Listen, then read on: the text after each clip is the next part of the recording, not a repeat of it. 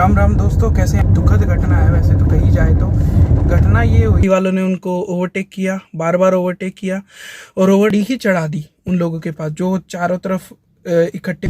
आजकल ये lumpy virus भी फैल गया है जो गायों में होता है बेसिकली। राम राम दोस्तों, कैसे हैं आप सब? होप सो आप सब ठीक होंगे।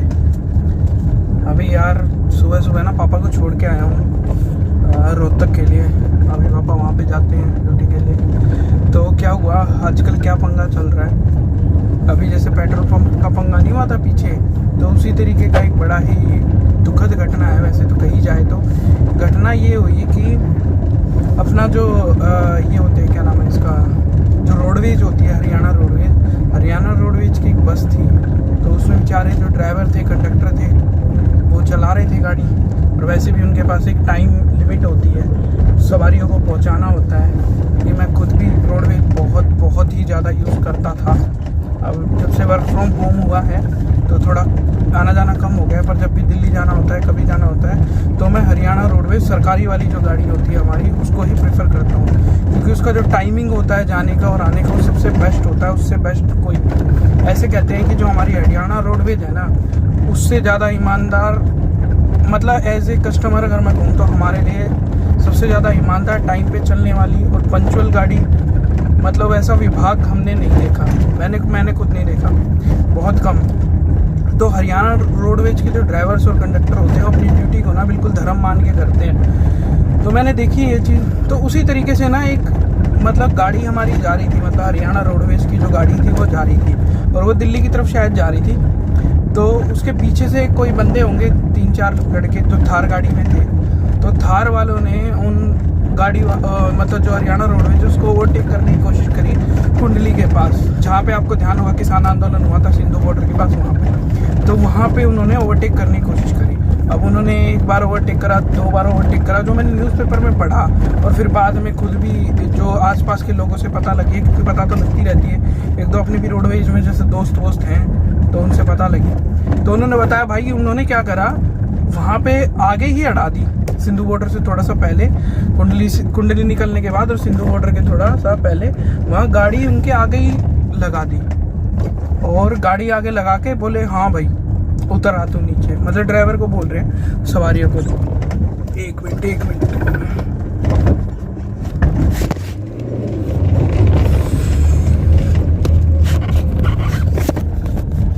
रोड थोड़े ऐसे ही खस्ता है यार यहाँ पे ना, थोड़ा मतलब थोड़ा बालू रेत और उसके कारण, और इंटरलॉकिंग टाइल्स है ना, इसमें जरा ज़्यादा हिलती है गाड़ी।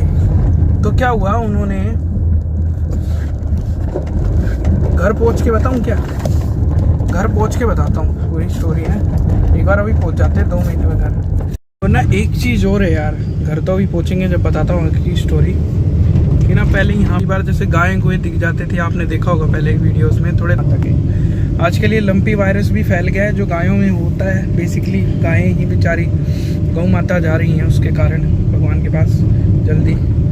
तो उसके कारण क्या हो रहा है कि उनको ना यहाँ फोले हो जाते हैं, शायद जैसे बुखार टाइप सा होता है, कैसे होता है, वो इतनी कमज़ोर हो जाती हैं कि वो धीरे धीरे मर जाती हैं। तो अब कोई गाय भी नहीं दिखाई देती। पहले अंकल भी यहाँ जो गांव वाले हैं थोड़े घुमा लेते थे इधर उधर, यहाँ कॉलोनी में तो नहीं, बीच में खैर बाहर की तरफ घुमाते थे। और यहाँ जैसे अभी मैं गाँव से आया तो वहाँ भी मिल जाती थी। अब तो सुबह 6 बजे भी मैं निकल जाता हूँ ना, तब भी मुश्किल से कोई गाय भैंस दिखाई देती है, मतलब गाय तो दिखती ही नहीं।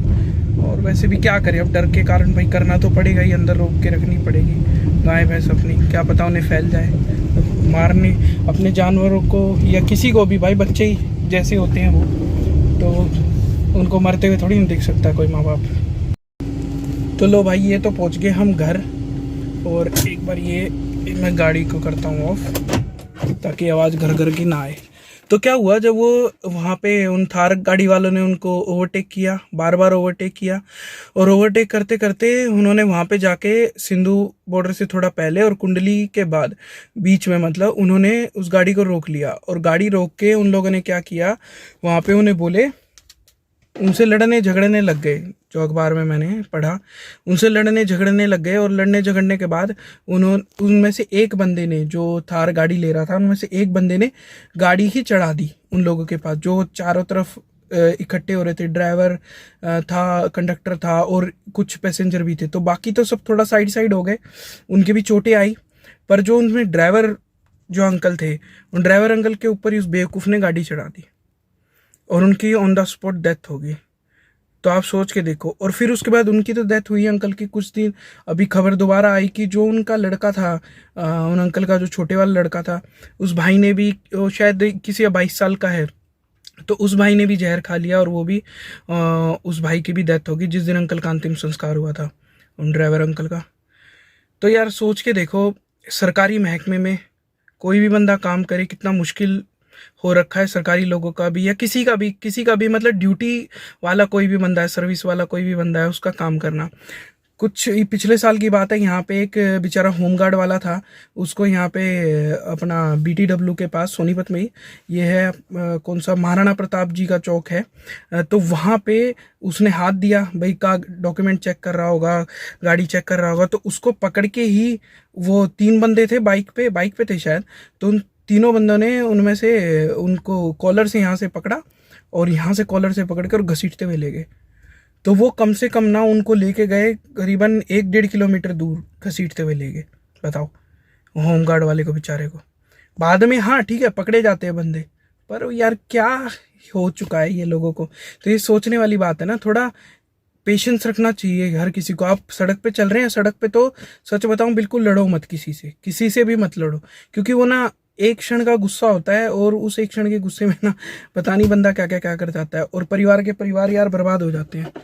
तो ये हुआ यार केस। अब इसके कारण देखो चक्का जाम है, हमारे यहाँ गाड़ियाँ नहीं चल रही हैं काफ़ी कुछ दिन से, और इस सिचुएशन पे क्या बोले, वो भी सही है रोडवेज़ वाले बिल्कुल, और सरकार तो काम कर ही रही है। खैर सरकार को नहीं कह सकते, क्योंकि जैसे सुनने में आ रहा है सरकार काम कर रही है, उन्हें पकड़ने की कोशिश कर रही है, पर ये देखो ऐसे काम हो रहे हैं आजकल, और आप लोगों के भी इलाकों में पता नहीं कैसे काम हो रहे होंगे। तो कमेंट सेक्शन खुला हुआ है आप लोगों के लिए, तो आप बताना कि क्या ऐसी प्रॉब्लम्स आपके यहाँ भी फेस होती है क्या। तो अभी वही है कि पापा को ना अभी मैं छोड़ के आया हूँ, उससे क्या नाम है अपना, मतलब एक भैया जाते हैं सोनीपत से यहाँ से रोहतक की तरफ, तो उनके साथ छोड़ के आया हूँ। गाड़ी लेके जाते हैं, वो भी पहले बस में चले जाते थे, तो अब वो भी गाड़ी लेके जा रहे हैं, तो उनके साथ गाड़ी में जा रहे हैं। तो डबल ट्रिपल किराया लग रहा है, क्योंकि CNG इतनी महंगी हो चुकी है, 84-85 रुपये की हो चुकी है ना। एक मिनट, तो CNG भी 84-85 रुपये की हो चुकी है, इतनी महंगी।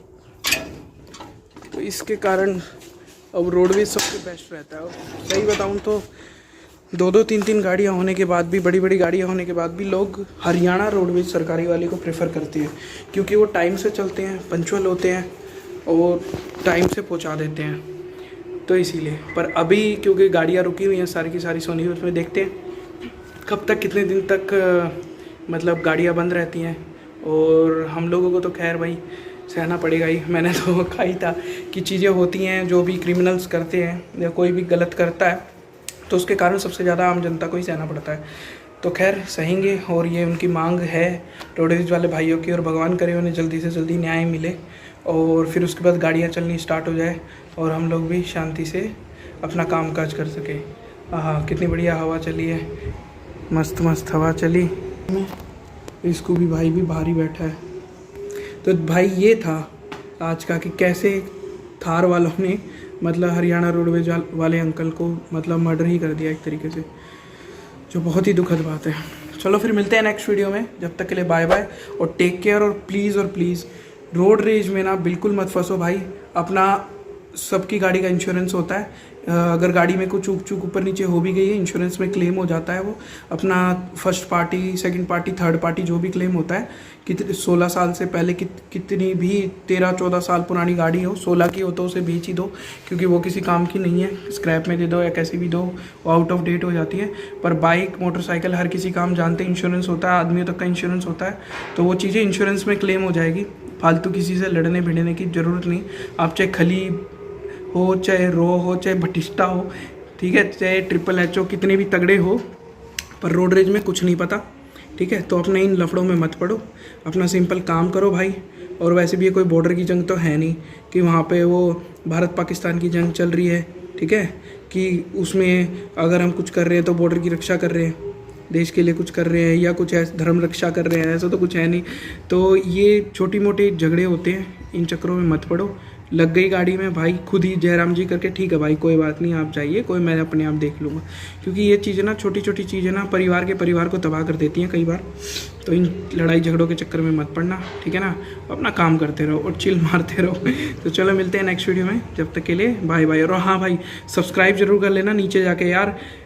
आपको यकीन नहीं होगा, अभी फरवरी से लेके अभी तक कम से कम 60-70 हज़ार हमारे व्यूज़ हो चुके हैं, और 1000-2000 से मतलब काफ़ी हमारा वॉच आवर हो गया है। पर सब्सक्राइबर शायद अभी 335 हुए हैं। और वो जो जितने भी 335 सब्सक्राइबर्स हैं, उनको दिल से, तहे दिल से मैं थैंक यू बोलना चाहता हूँ कि आप लोगों ने मुझ पे विश्वास किया, परिवार को ज्वाइन किया अत्री वीडियो डायरी को।